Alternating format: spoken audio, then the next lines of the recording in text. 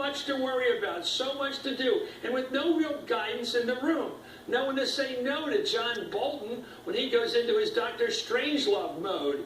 We got the conventional law to slip away from us, unfortunately, but with regard to the use of nuclear weapons, where we have not been attacked with nuclear weapons, it would be a strange Lovian world that we would enter, that a president would be allowed to use nuclear weapons.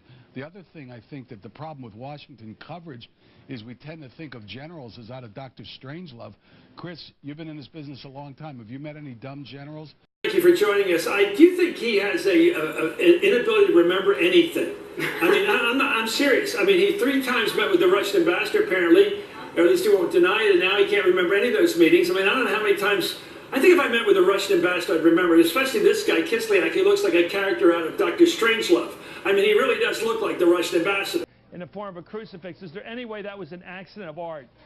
Just when you used to see the penises and the ice cubes and the vodka ads, there's no mistakes in advertising, you know? I mean, I got to tell you, this is really troubling to me. I got to tell you, Chris. You and I have seen a lot of stuff. That almost starts to get into the Saturday Night Live bit routine. I think this is the worst product placement since the movie 2001. Let's go. We don't worship the flag as a totem like it's the obelisk that descends on planet Earth in 2001: A Space Odyssey. These debates are not places where candidates line up their policy ideas and micro-detect flaws.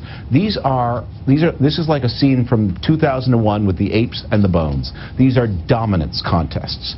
Howard, my friend, this is a big question. I think we have to say the last time they met was with Kislyak, the ambassador from Moscow, and the foreign minister Lavrov. And all we know is they leaked every word of it. I mean, the Russians, let's like it out of Dr. Strangelove. Every word goes out immediately because they're taping probably every word. Among these alleged conspirators are, and I needed a scroll to do this, Marxists, Maoists, Islamists, globalists, corporatists, bankers, the media, academia, the deep state, the hard left, Democrats, and Republicans. The only thing missing? Fluoride. One day he threatens nuclear annihilation of North Korea, the likes of which nobody's ever seen before, and the next day he goes, well, actually, that threat wasn't tough enough. You sort of understand why David Ignatius said this is the art of the deal meeting Dr. Strangelove.